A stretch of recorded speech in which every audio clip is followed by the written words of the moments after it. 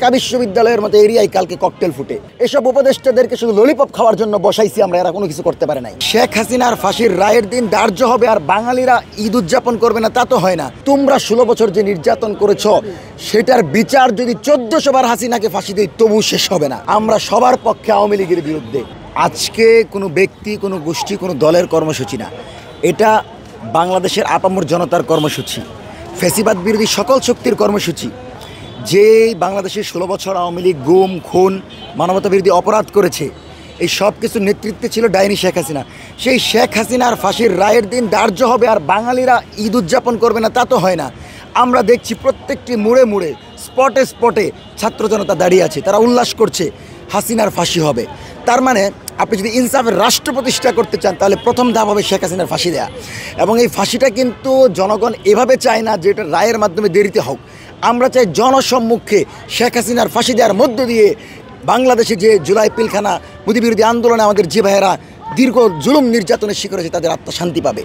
এই বাংলাদেশ তো মুজিবের বাংলাদেশ না, মজুগুন্ডার বাহিনী যে বাংলাদেশকে দীর্ঘদিন ফ্যাসিবাদের আঁকড়া তৈরি করে রেখেছিল, ভারতীয় আধিপত্যবাদ তৈরি করেছিল, সেই বাংলাদেশ মুক্ত হওয়ার জন্য সবার আগে দরকার আওয়ামী বাকশালীদের ফাঁসি।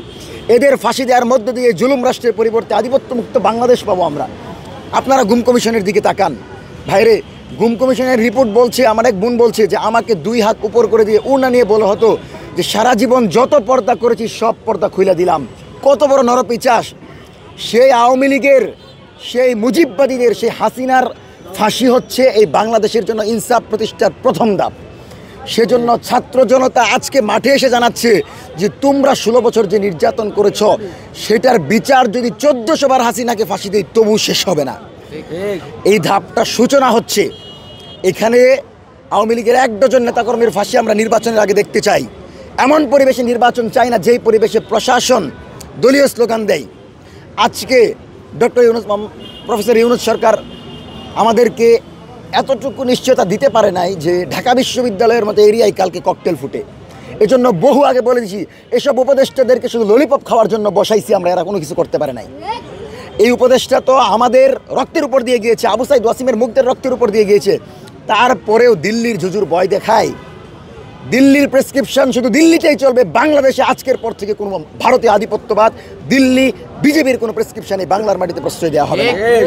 এবং এই ঘোষণায় আমরা আপনাদেরকে 2টা কথা একটা বলে দিই যে এই রাষ্ট্রের যে ভিত্তি তৈরি হয়েছে সেটা হচ্ছে ভারতীয় আধিপত্যমুক্ত একটি ভিত্তি।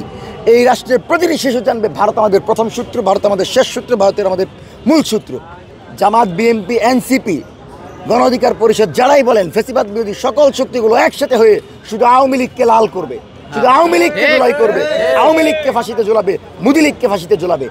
সুতরাং এই জনতার একটাই দাবি, আমরা সবার পক্ষে আওয়ামী লীগের বিরুদ্ধে, আমরা সবার পক্ষে দিল্লির বিরুদ্ধে, আমরা সবার পক্ষে ফ্যাসিবাদের বিরুদ্ধে।